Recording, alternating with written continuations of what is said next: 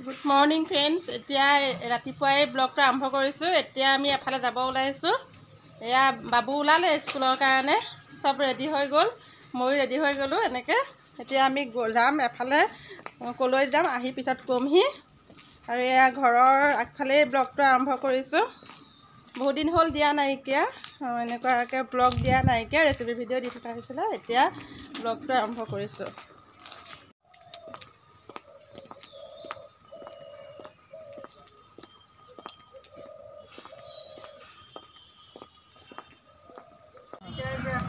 মজা হৈছে দে। একদম পুৰা পুৰা মোৰ মই পুৰা কৰাই দিম। কেমেৰামেনৰ হ'বই আৰু চিন্তা কৰিব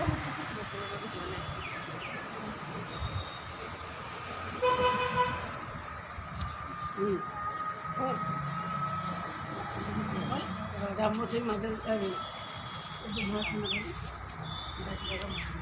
এইটো কেমেৰাটো বহুত ভাল তাৰমানে।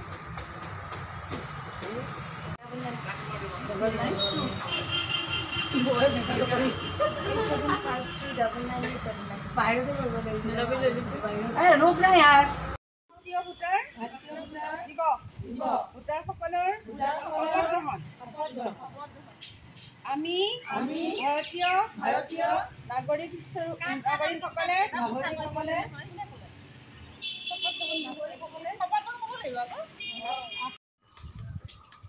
এয়া ঘৰ আহি পাই গ'লোঁ আৰু এতিয়া ঘৰৰ কামত লাগিব।